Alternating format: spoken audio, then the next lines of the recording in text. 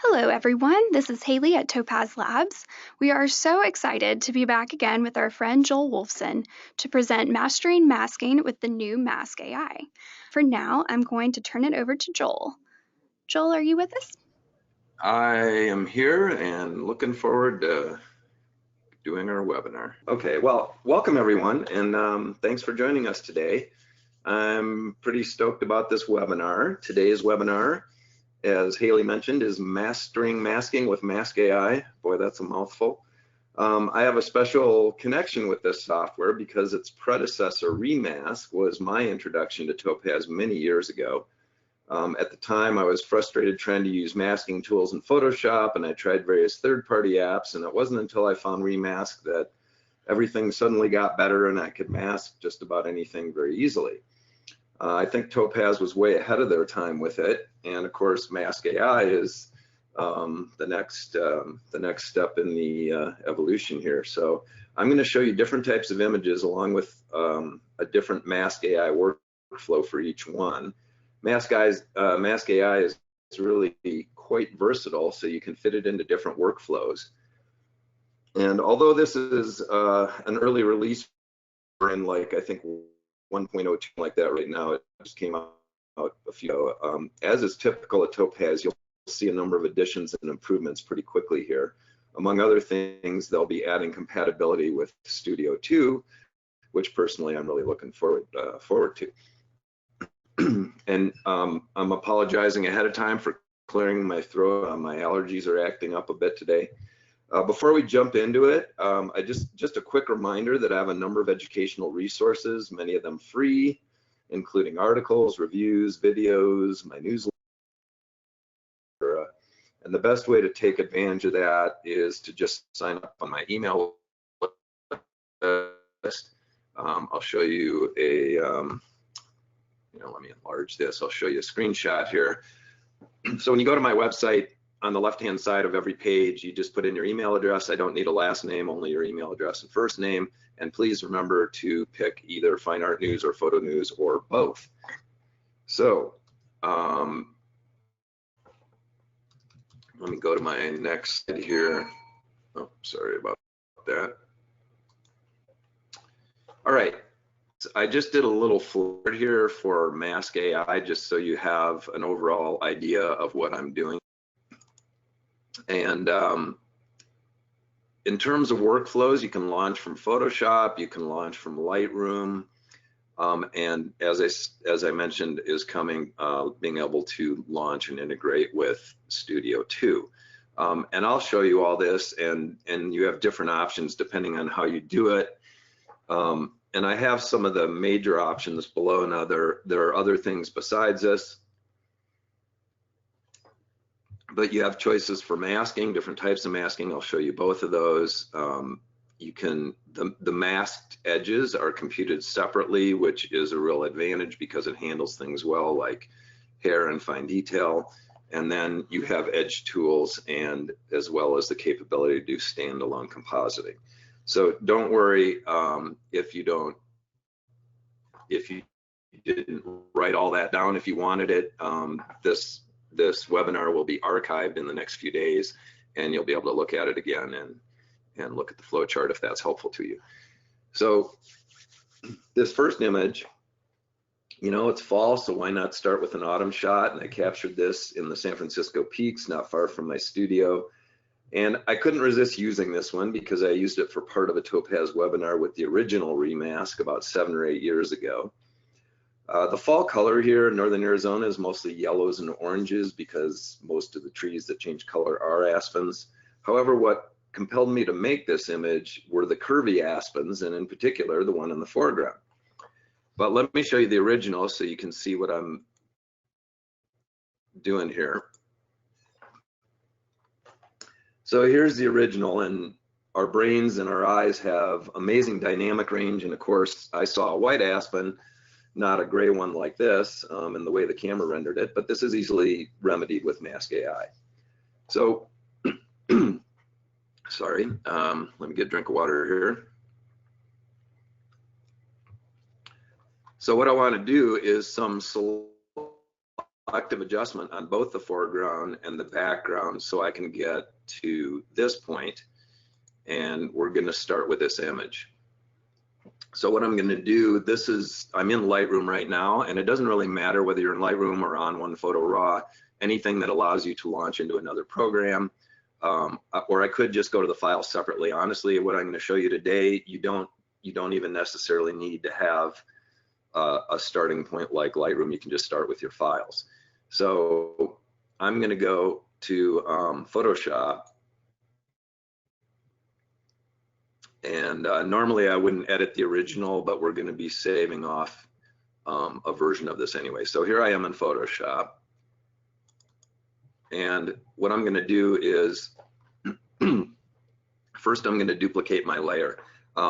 My little cursor program that makes it easier to see no longer works on my computer, and I just discovered that recently, but I have this little magnifier thing. So if you look in the lower right on your screen, you can see I'm in the layers menu here. So what I'm going to do is duplicate this, and you can drag and drop onto the dog ear icon to do that. I'm also going to click on the little quick mask icon, and all that did was just add a blank mask. And the reason I did that is so that Mask AI can drop the mask into this layer, which it will do when you're using it from Photoshop. So what I do is I'm going to go up to the filter menu in the upper left hand corner. Here, I'll magnify that so you can see my cursor. Anyway, so I go to the filter menu, and I'm going to go down to Topaz Labs and down to Mask AI. And so what it's going to do is it should open up in Mask AI here. I don't remember how large this file is, so sometimes it takes a few seconds. So we'll watch the spinning beach ball while it does that.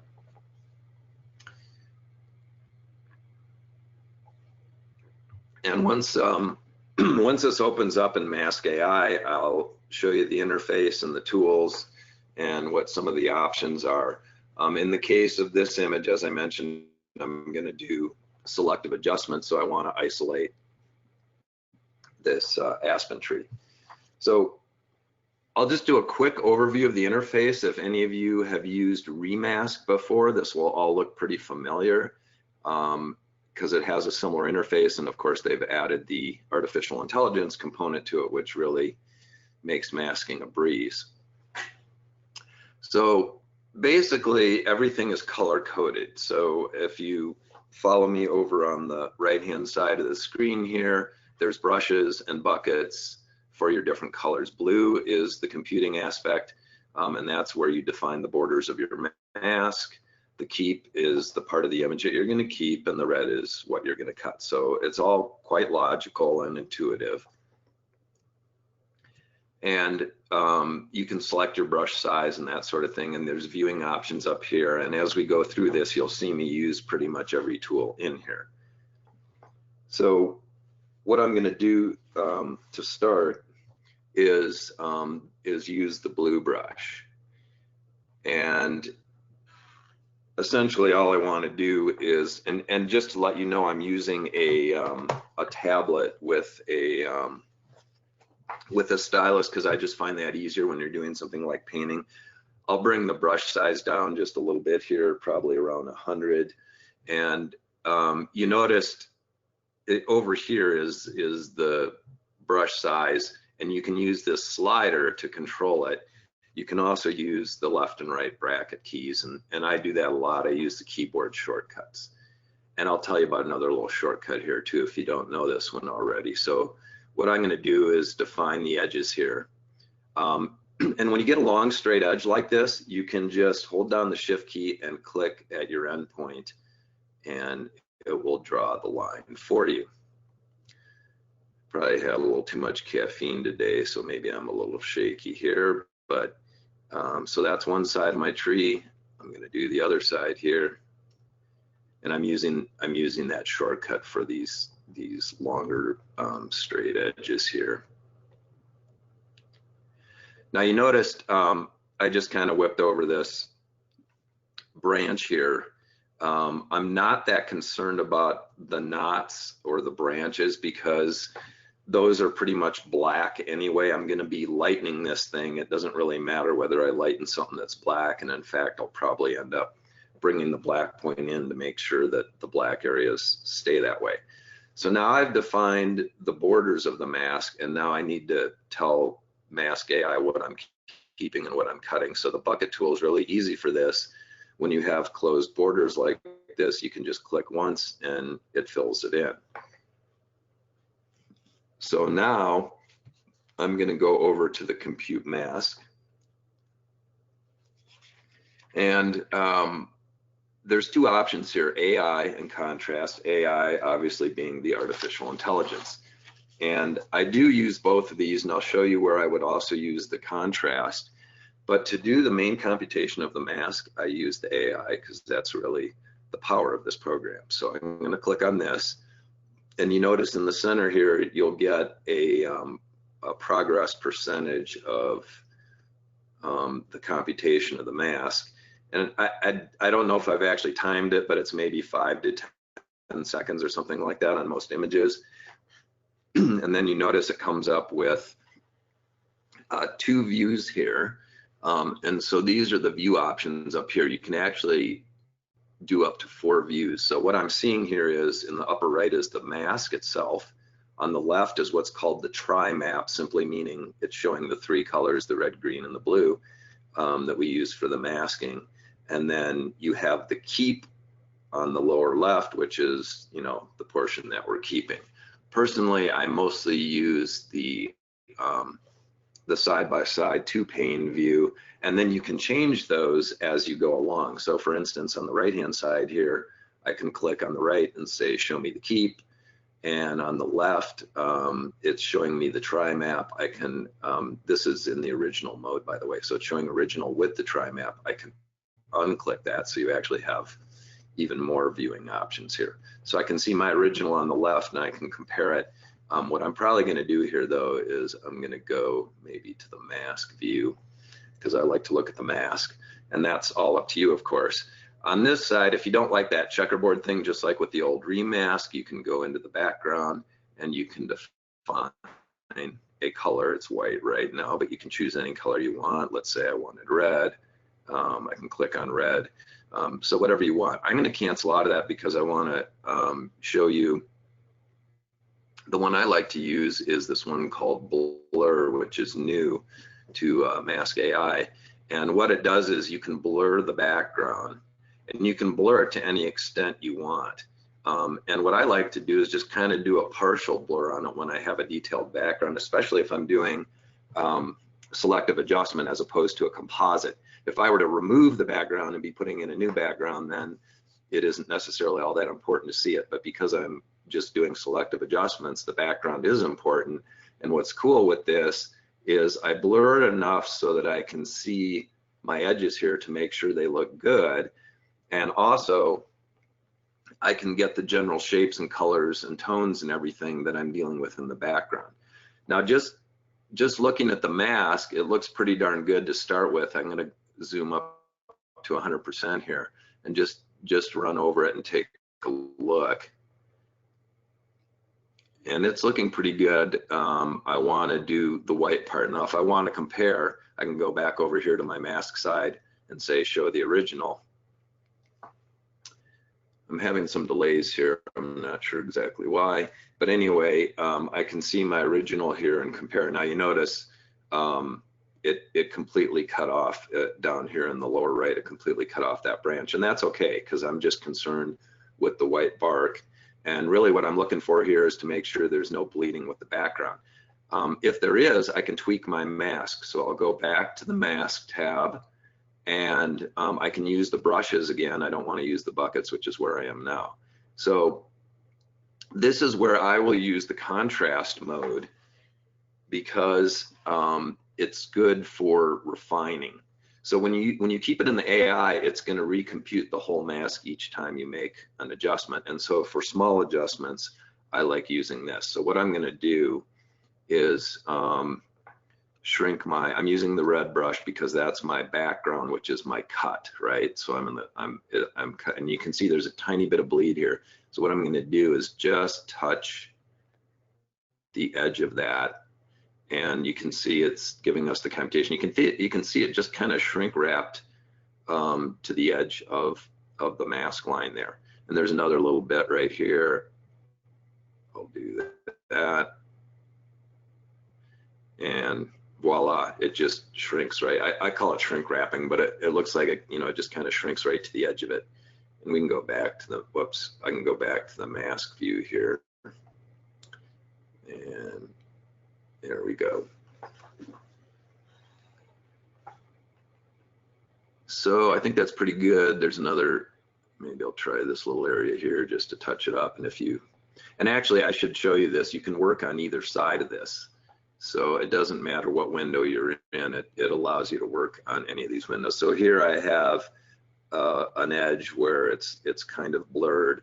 And so what I can do is, now I want the keep brush because I'm inside my mask, which is what I'm keeping. And I'm just going to brush along that edge. And you can see it just popped out that part of the tree that was there. And I'm going to take one more look now at my original. At least I think I am. And just make sure, yeah, again, I don't care about the knot here. And I think we have all of this bark, but I'm just going to go over this just to see. And that's fine. It brought back the bark. So I think we're pretty good. There's a tiny bit here, maybe I can get back, but you get the idea. You can just zoom in here, and you can zoom in as much as you want, up to like 400%, which is crazy magnification, but you can do it. And you know, now I'm just kind of doing a general inspection. If you want, you can go back to this blur thing and really blur it out, and it allows you to see your edges very clearly. So now I'm done pretty much. I'm going to hit the apply button down in the lower right here. I'll turn on my little magnifier so you can see it. So I hit the apply button, and what it should do, which it did, is it drops the mask right back into my layer.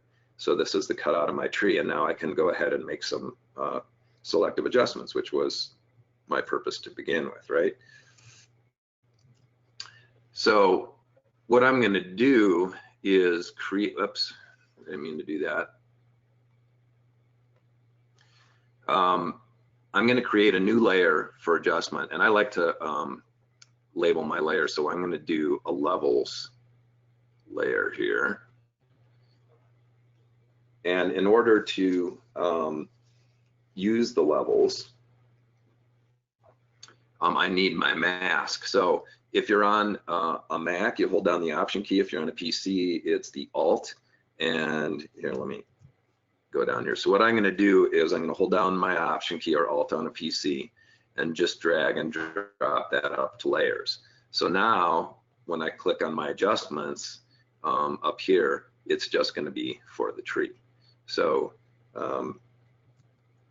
what I'm going to do now, of course, is just lighten this, and you can see it lightening as I pull that slider over. And as you can see, my blacks are going a little gray, so I'll just pull in my black point on my histogram here. This is the levels control in Photoshop, which should look pretty familiar because it's similar in most programs.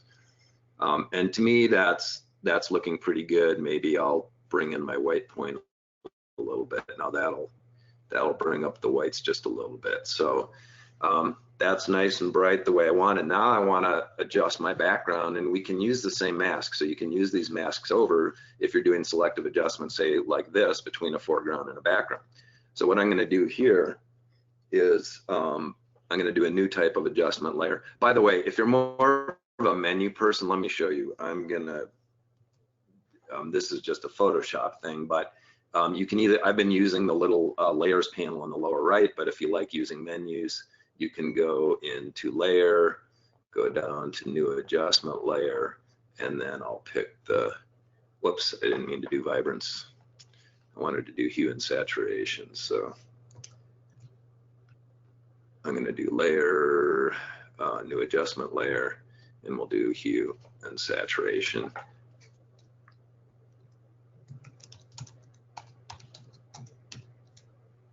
And I'm just going to label that background. I do kind of like to label these, so that one that just says levels 1, I think I can relabel that to Aspen, or just call it tree, or whatever, whatever is going to remind you what you did.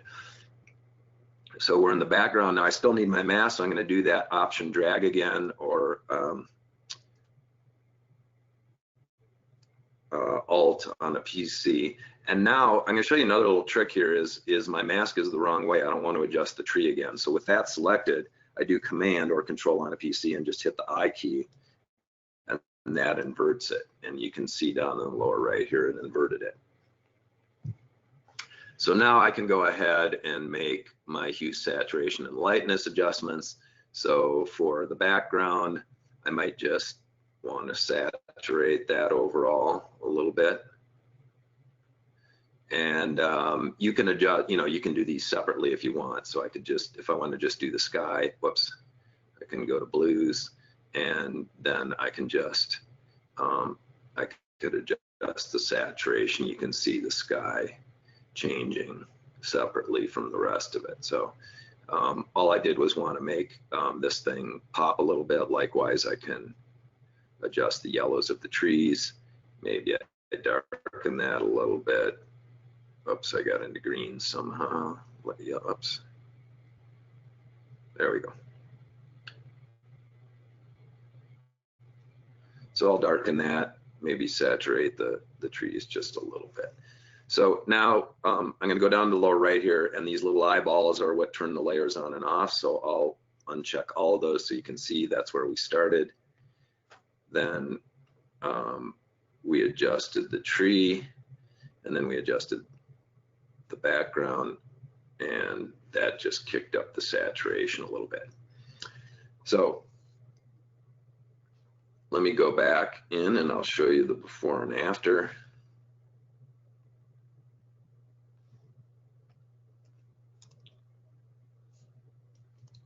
So there we are, before and after. Mask AI made it super easy and fast. You saw how I did it. And in fact, let's magnify this, and we can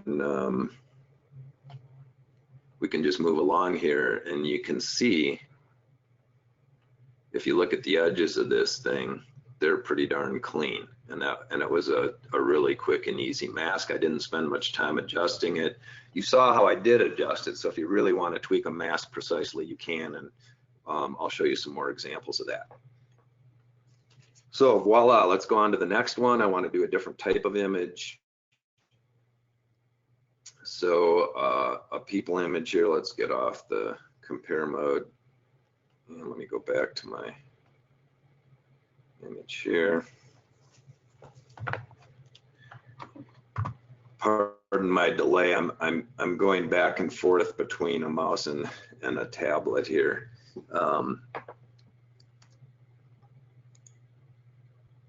And I'm having trouble selecting things here for some reason.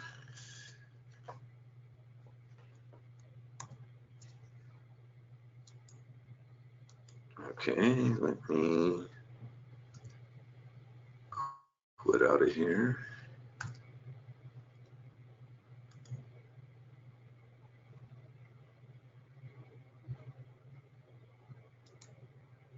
Try firing up Lightroom again.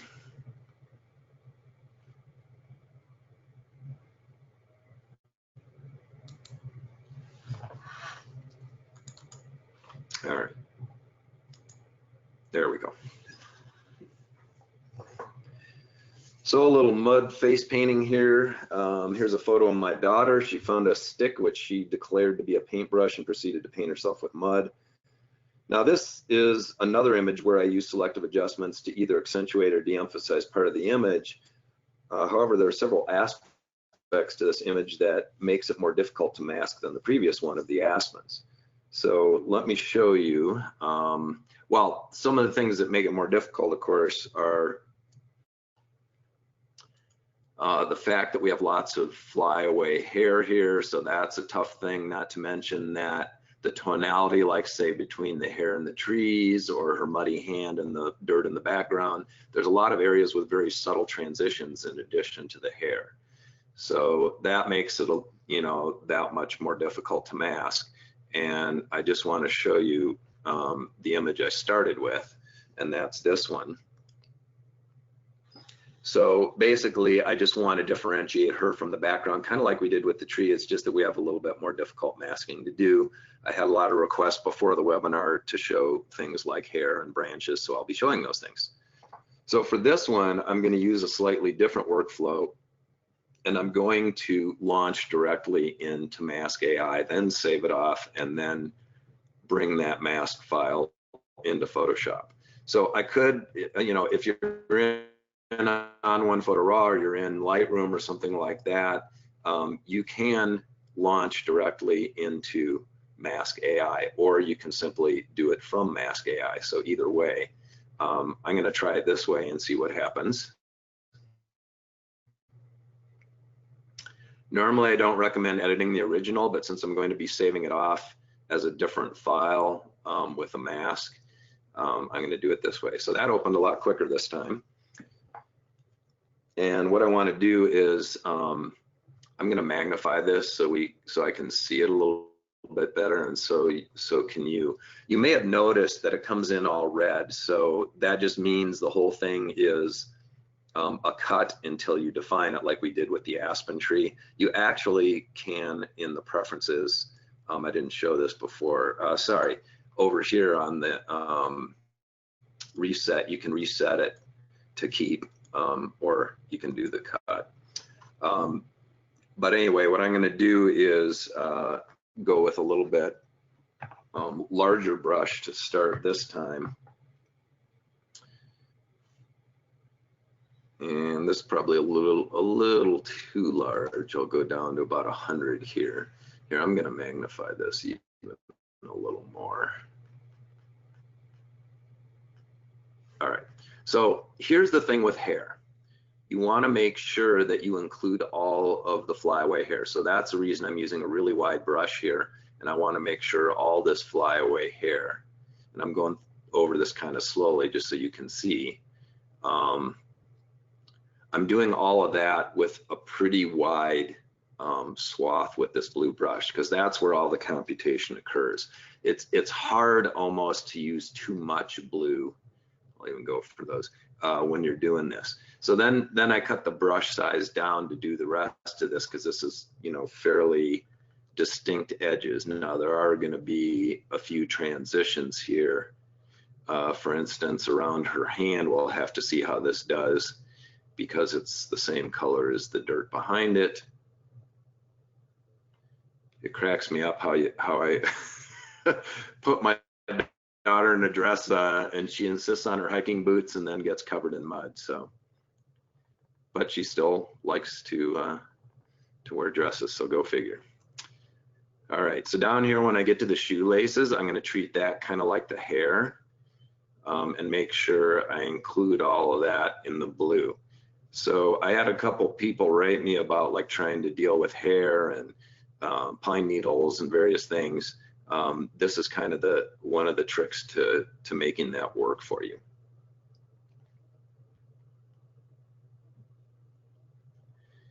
All right, so we're almost done here. Before I forget, I'm going to go down here. I have this little space down here. I'm just going to outline that little spot between her feet, and then we'll go up and finish this. And when you see the brush size changing, I'm using the left and right brackets on the keyboard, and that way I can go back and forth. Now I'm just going to take a quick look here at the overall, and that's looking pretty good. And I'm just going to do the compute mask. Oops, I didn't do my try map, so that's good. It gives you a little warning. So I'm going to go to my green bucket again, fill it in. Now it knows what I want to keep and what I don't, and I'll compute the mask. And again, we get this little processing dialog in the center. Compared to a lot of other AI stuff out there, this is actually pretty quick. Like I say, I think it's somewhere between 5 and 10 seconds per image that it takes to compute the mask. So let's zoom in here and take a look at this. Again, this checkered background's kind of annoying. And again, because I'm using the background, I like to use this blur thing so I can at least see the tonality. And when we do this, you can see how it got all these flyaway hairs here. I'll zoom in a little more so you can see. But it's pretty amazing. I mean, look at that. You got all these little flyaway hairs. And what I'm going to do here is I want to look on the left at the, I'm going to turn off the tri-map. And that way I can see if I missed anything. It looks like I maybe missed, I don't know, I might have missed a hair clip or something there. So what I'm going to do is first I have to go back to the mask tab here. And I want a much smaller brush. And again, I'm going to go to the contrast mode here because that seems to be a little quicker. And I'll just see. I didn't really miss much.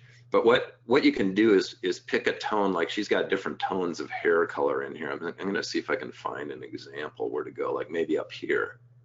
And if I just kind of brush through that, it'll find the similar things. And you can see it got some of the flyaway hair here, but it also brought back, masked in some of the background. So you can go back and forth. So I can go to the red here and then maybe try to get rid of that little bit of background. In fact, here I'll show you. You can zoom way in. Now this is like ridiculous magnification, but what you can do if you want is get all the way down to a 1 pixel brush here and just make a little dot there. And you can see it takes out some of that background, but I'm still getting some of that translucent kind of hair. You can see it's not fully opaque. It's kind of translucent. So I'm still getting that. And remember, we're looking at ridiculous magnifications here, but you can go in and kind of tweak this to your heart's content. I'm gonna go to the green and I'm just gonna see if I can get any more of that. Yeah, I got a couple little more flyaways there. Now, the only other thing I see here, let me go back to a little more normal magnification. Even 100% is a lot of magnification. All right, but what I'm going to do is you can see some of the background is masked out there, and it should, or is not masked out. So I'm going to go to the red here and just put a little there. And then now you can see similar to over here. And then I'm going to see if I can bring back the hair too. So there we go. So now I have that opening to the background plus all her flyaway hair. I see I missed a little bit of her dress strap there. We can bring that back pretty easily. It's pretty amazing. You can see how this thing is really thinking for you, and it does a really good job. Actually, it did a really good job on the shoes down here. There's a little bit of background that even though we have mud all over the shoes and they're brown to begin with, so they're the same color, and I'm just doing my little taps with the different colored brushes to bring that stuff back in. And really, this is kind of minor. It isn't really going to have much effect on me adjusting this. So now I'm going to save this, and what's happening in the standalone mode, you notice down here, instead of apply, where you're working from Photoshop, where it drops it back in there, this is standalone. So I hit save, and I have all these options for file types and different kinds of masking options. I can save it as a transparency, which I might do if I were going to composite a background into it. I can save it as a composite, so I could actually save this with the blurred background if I happen to like that, or a colored background, or I'll show you later where I drop one in. But I'm going to save this as a mask only. I'll save it as a TIFF, but you have options for PNG and other things there. And I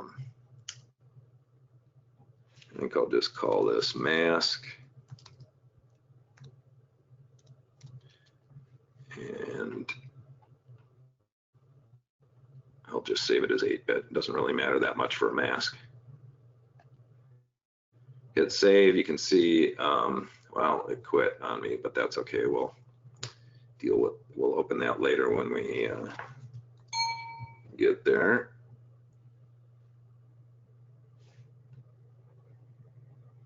And let me go to, having a little trouble here with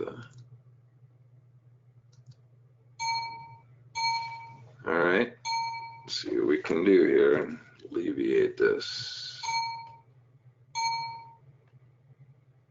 Sorry for the technical difficulties here. Anyway, what I'm going to do,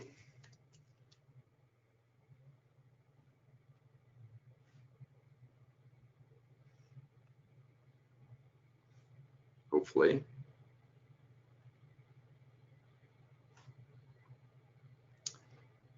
is go find this file or this mask. So there's my mask, and let's see if I can find the file as well. And what I'm going to do is open both of these into Photoshop.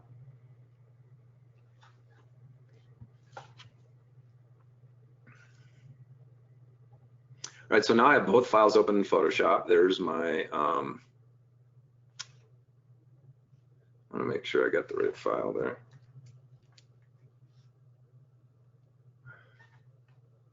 It is the wrong file, actually. That's my final.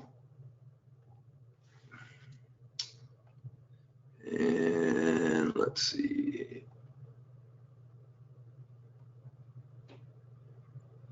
There, that's the unadjusted file. So what I'm going to do is, while I'm in this file, I'm going to go to the channels and I'm going to create a new channel. That's where masks are stored. And you notice it comes up defaulted to alpha 1.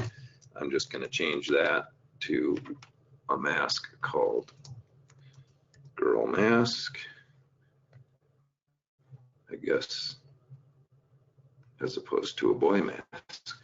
Anyway, what I'm going to do is go to this mask that we created in Mask AI, and I'm going to copy it, and I'm just going to simply paste it into this alpha layer here. And you can see we have our mask. So let me turn that off. I'm going to go back to the layers menu, and now I can put in my adjustments. So the first thing I want to do is I'm going to create, like I did before, a levels adjustment layer. And actually, here, I'm going to show you another way to do this. Let me delete this. I'll show you another good little trick.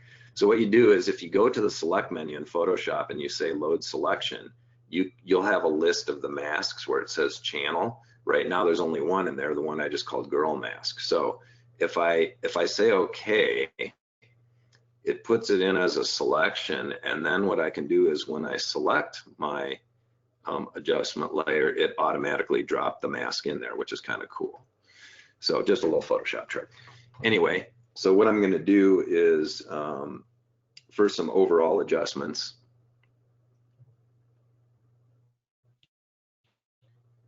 I'm going to bring in my endpoint just a little bit, but what I want to do essentially is lighten her up so that she'll stand out from the background, and then I'll end up darkening the background. And the other thing I want to do is adjust the color. So when you're in curves, you can adjust each color separately. So I'll go into blue, and I'm gonna warm it up. So moving it to the right here will warm it up a little bit. And you notice by making it more yellow, it also looks a little bit green. So I'll go into the green channel and go the other way and that just puts a little magenta into it and takes away some of that greenish. So now she has nice warm skin tones. You know, this was late in the day, so, but she had a lot of her face and stuff happened to be in shadow. So I want to warm that up. Now, what I'm going to do is use my same layer again, and I'm going to do a new levels adjustment layer. So let's do that. There's levels. And I'm going to drag and drop again. Remember, it's Option on a Mac and Alt on a PC.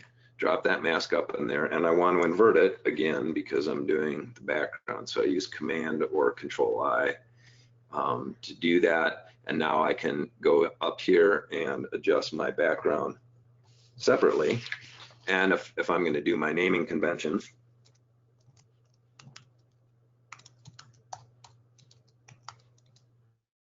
and I probably should have labeled the other one foreground or girl or something like that. But anyway, I can go up here and adjust this. And I want to darken it this time. So I'm going to darken my background bit. And that's going to make her stand out more. And we have that nice clean mask, so that's great. I might pull in the black point a little bit to get a little more contrast in the background. And I think I'm also going to bring down the highlights just a hair.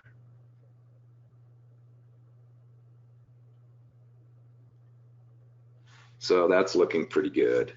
I might go in and adjust the color of the background too. I can do that, and I can warm it up just to make it look more like late afternoon, which is what it was, and just kind of accentuate that. And that's looking pretty good. If again, if it's, you know, if I'm thinking it's too green, I can always just put a bit more magenta in there and take the green out of the background. So let's take a look at this. I'm going to go down in the lower right here, uncheck those two layers. So that takes out our adjustments. So first, and that's where we started, and that's where we ended up. And hopefully Lightroom will cooperate with me this time.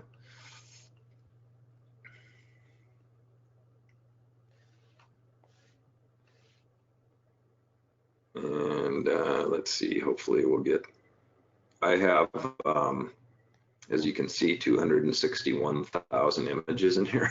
So sometimes it takes a little while to, and I have no idea what it's doing here. Let's see.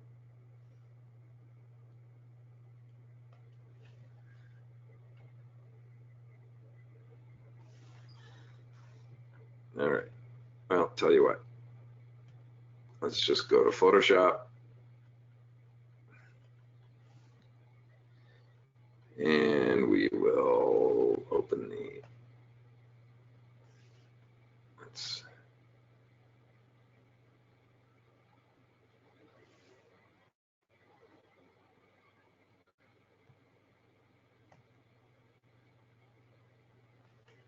all right, what I'm going to do is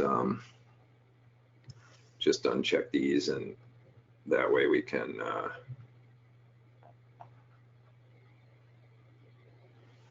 look at both of them side by side. So there you are. Our before is on the left, our after is on the right, and let's zoom in so that we can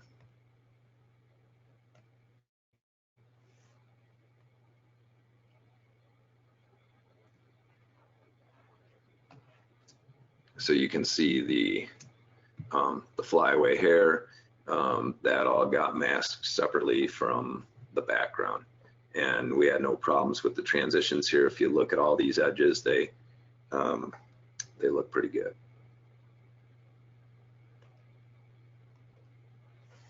Voila. All right, so I think I have time to get another image in here really quick because I want to show you yet another workflow and how to do a composite image right within Mask AI. So what I'm going to do here is, let me see if I can, let's see what we're doing.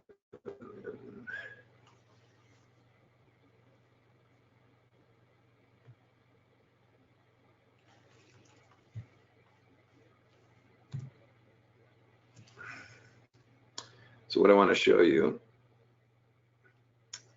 next is this image.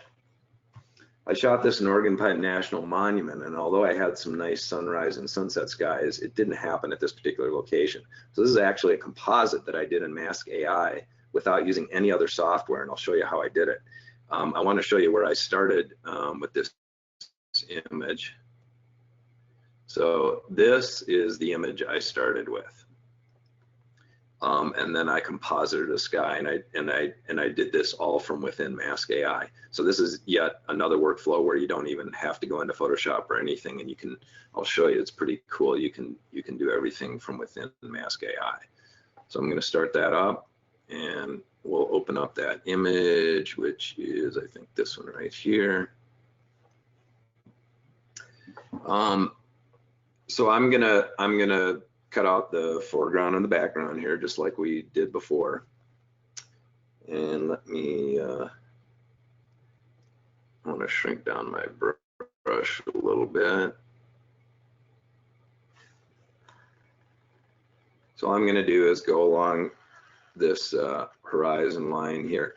Now, this is just like the hair. We have these very fine tree branches, and I'm covering all those in blue. And you'll see, and there's some more right there. And I'm just going along the edge here, and you'll see how when we mask this, that those branches work pretty well. I'm going to grab my green bucket, go ahead and say cut, and I forgot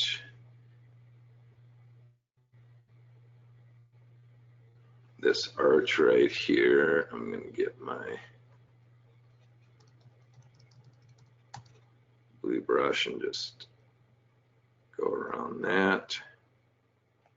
I actually want to have that cut out, so I'm going to compute the mask. And we'll just wait our 5 or 10 seconds here for this thing. And what I'm going to do is that sunset sky I shot in the same area while I was out there, and I'm going to bring that in. So I'm going to take a quick glance at the mask here. I'll go a little over 100% so we can look at it more closely. I'll put the blur background on there. It's kind of a whitish blue sky, but I'll just blur it all the way so you can. Here, let's do a color because it'll be easier to see. Let's do maybe red or green or something. Here, let's try green. So you see now, it did a good job. Let's look at the trees, and those are pretty good. I'm gonna go to my original here, and I think we can tweak these a little bit. I'm not going to get too concerned about it because I am dropping a background in there, and I want to look at that. Because depending on the tonality of the background, you may or may not have to do more adjustments. Let's look at the mask on the left, and actually if you look at this, that's pretty darn good. The only thing I might do is to tweak this a little bit. First I have to go back to my mask tab here, and I'm gonna shrink my brush down and just touch over that and see. Oh, you know what? I left it on Mask AI, but that's okay. So it didn't do a whole lot there. Let me try the contrast. But what I'm going to do is I'm going to blow this up even more. And I'm going to go in with the red, which is the cut, and just dab in there. Oh, that was a little too much. I'll make it even smaller and just dab in that background. And that's pretty good, although now we have a little bit there that we need to take out, and maybe a little bit there. And you can go, you know, like I showed, back and forth. But I think that's going to be pretty good. Like I say, I don't want to get too concerned about, say, these edges or anything until I get my background in there, and you'll see how we can adjust that after the fact. So what I want to do now is go over to the background tab and go to the image and then click on upload image. I think I clicked that. There we go. And I'm going to look for my sunset sky, open that, and you can see it drops it in there. So I'm going to go to my single window view, and it always will choose the window on the left. So what I want to do is change my view to the keep, and now we can see the sky. I'm going to go to fit. Now you can see it's only covering part of it. The images are not exactly the same size, so I can click on the transform over on the right here. Okay. And then if I leave this maintain aspect ratio, then you can see it just enlarges the whole thing proportionally. However, in this case, I'm going to uncheck that because really I'm just kind of concerned with going with the width of this thing. So I want to make sure I kind of cover the whole width of the image. And then I can move it around. So I might move it up a little bit here so we don't have too much of that bright white in it. And you can see actually those trees are looking pretty good. You can see a little bit of a halo, but I'll show you how to get rid of that. And now I'm gonna click off the transform and I'm gonna go to the single mode view here. So what I'm gonna do is now I'm gonna use this edge tab. Actually, first I'm gonna tweak the mask because I just noticed that you see right here we have a little halo, and I think that's just because of the background. So I'm gonna choose the background brush and I'm gonna use the contrast, and I think you'll see if I just go through that, you see how it kind of shrink wrapped to the edge there. Now, as far as the rest of this edge, there's some good ways to handle that with the edges here.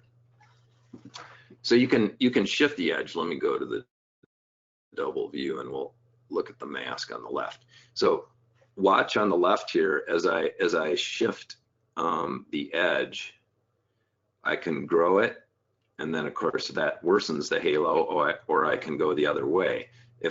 And I can get rid of that halo that way, but it's sort of cutting into the mountain. So, but there's all these different ways to do it. The edge recover, or the foreground recovery, is kind of a good one because that kind of blends the somewhat transparent foreground edge pixels. And you notice as I move that, it pretty much got rid of that halo. So I no longer have that halo. And we're looking at, again, very, very high percentage. So at 100%, that looks pretty clean. You know, the trees are looking pretty good against the sky and everything. And again, you could go in and tweak this all you want, but let's go back to our key view. So if I'm happy with this, I could save it, but what I want to do is, remember, I'm looking for sort of a, let me do the fit. What I'm looking for is kind of that, what I showed you before, is sort of like that afterglow look. So if I go back to the background, to the image, you see I have all these controls to adjust the image, both foreground and background. So what I'm going to do is bring this down, because we're trying to make it look like it's almost night, that kind of afterglow. It's a little bit too saturated, so I'll bring the saturation down a bit. And I want to warm it up, so I'm going to take the color temperature pretty far to the right, so that it's kind of matching the feel of that sky.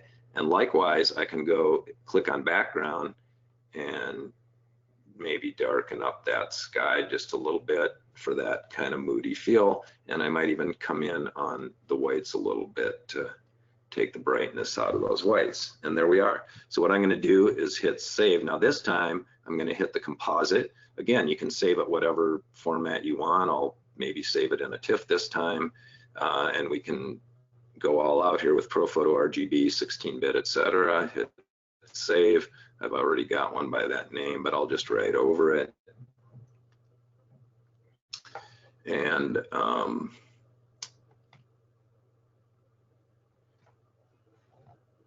close this down. And let me open up that original one so we can take a look at it.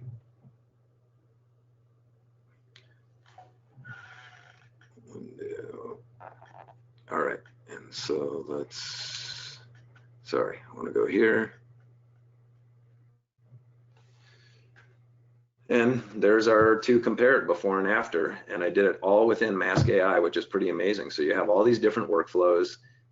You can do all these different options for masking from within Photoshop, ultimately from within Studio 2, and of course standalone, and from creating a mask, pasting it in. So there's all these different ways, and you can see it's a pretty amazing program. Does really nice masking, really fast.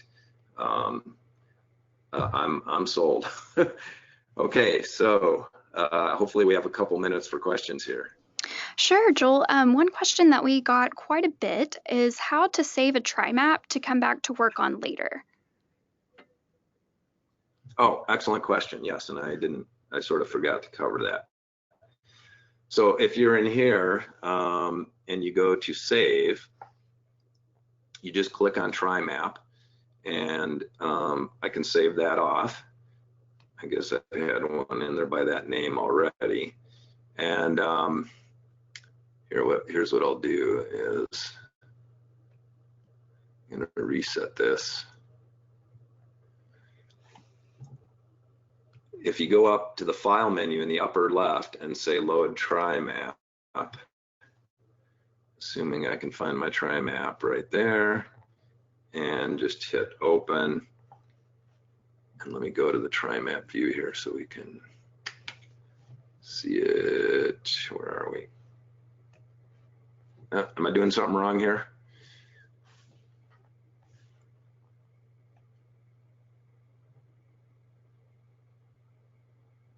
I'm computing the mask now, but in theory, you should be able to,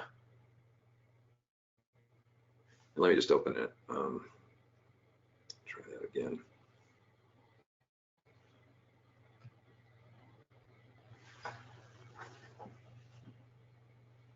And I'm not sure why I'm not seeing the Try Map here.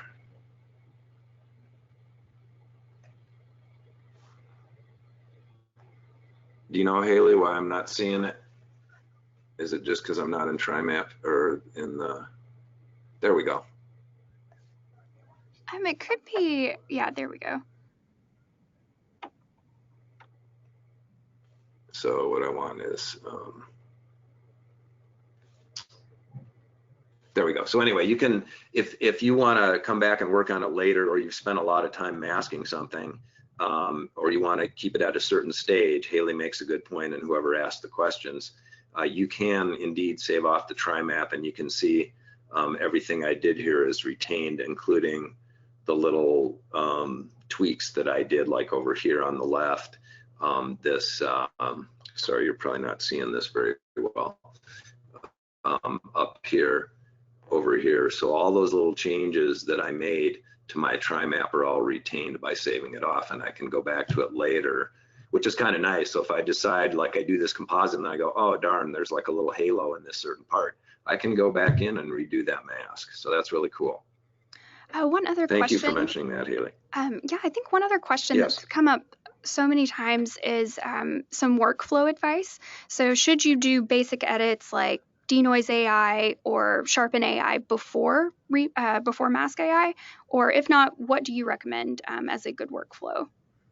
You know what? That's an excellent question. And when I was working with you guys, when you were finishing the development on this, there was a picture of my daughter with flyaway hair, and I was talking to one of your programmers about it. And one of the reasons I was having a little trouble with the mask was because it was such a noisy image. Then what I did is I took that image into denoise AI, and I used AI Clear, which, by the way, is like my all-time favorite app, sort of. I use it on a lot of images, even ones that aren't noisy, because it sharpens the fine detail at the same time getting rid of the noise, and then the masking worked great. So yes, to answer your question, if you have a noisy image, I would run denoise AI on it. You can either use the AI Clear or the regular denoise, whatever works best for you. But yeah, I would recommend doing that. And I try to do some basic things to the image, basic adjustments. For instance, if I have a low contrast image and I'm going to increase the contrast to it anyway, I'll increase the contrast before masking it, because that just helps Mask AI see the transitions or the differences in the contrast, and it really helps. If you want to follow Joel, you can reach out to him on his website at joelwolfson.com or email him at info@joelwolfson.com. And if you want to learn a little bit more about Mask AI, we have a guide posted on our website, and that's going to be at guide.topazlabs.com/maskai. And then you can also reach out to us anytime at our help center, which is topazlabs.com/help. Joel, thank you again so much for such a wonderful presentation. Oh, you're welcome, and thank you all for joining. I really appreciate it, and I hope you all got something good out of this. It's a pretty cool program and a wonderful update to Rheem Ask, which I've been using for years. Thanks, everyone, and have a wonderful day.